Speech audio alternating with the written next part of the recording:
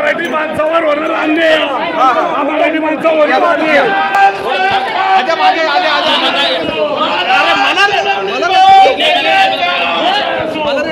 माझी मागणीची होती पण मात्र मान्य केली। आमचं मत एवढंच आहे की जे काही घडलेलं आहे दोन्ही CCTV मध्ये त्या ठिकाणी आहे।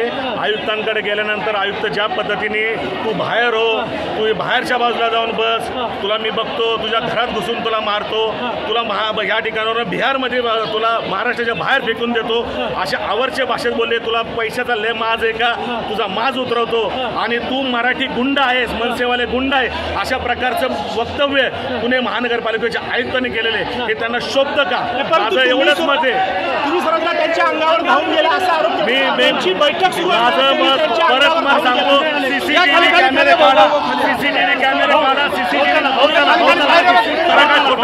काय घाबरतात मग CCTV दाखवा, CCTV दाखवा, CCTV दाखवा, मी तुम्हाला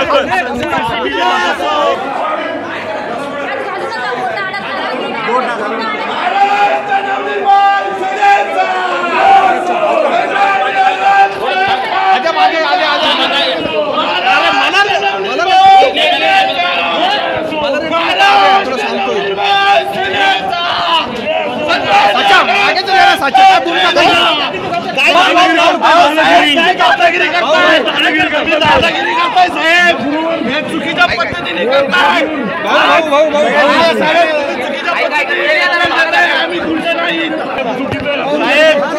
ज्या पद्धतीने आम्हाला ट्रीटमेंट देताय हे खूप चुकीचं आहे साहेब।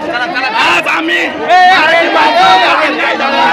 पुणेकरांवर जो अन्याय झालाय साहेब, आम्ही न्याय मागायला बसलोय,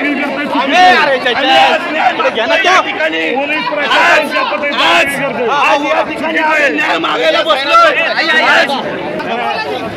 तुम्ही CCTV चेक करा, आयुक्त जे बोलतात ते खोटं बोलतात। आयुक्त म्हणले तुला घरात घुसून मारील, आयुक्त म्हणले तुला महाराष्ट्रातून बाहेर फेकून देईल, अशा प्रकारच्या आयुक्तांची बदली झाली पाहिजे असं आमचं। पोलीस प्रशासन ज्या पद्धतीने दादागिरी करतोय मराठी माणसावर ज्या पद्धतीने अन्याय होतोय चुकीचं आहे। महापालिकेच्या आयुक्तांवर आलं म्हणून पोलीस दादागिरी करतात, महापालिकेच्या आयुक्तांवर आलं म्हणून पोलीस दादागिरी करतात। पोलिसांवर गुन्हा, आपलं आयुक्तांवर गुन्हा दाखल झाला पाहिजे, CCTV फुटेज समोर आले पाहिजे। आपण जर बघितलं तर तुम्ही एवढा वेळ धरला, त्यांचं म्हणणं की तुम्ही डायरेक्ट घुसला आतमध्ये, बैठक चालू होती। बैठक जरी लोकप्रतिनिधी आहोत, लोकांच्या प्रश्नासाठी आलोय, CCTV फुटेज चेक करावे। काय मागणी करता आता? आमचं म्हणतोय की गुन्हा दाखल व्हावा आयुक्तांवर। का गुन्हा दाखल? ज्या पद्धतीने वागलं ते मराठी माणसावर ते दादा म्हणून गुंड म्हणून म्हणतात।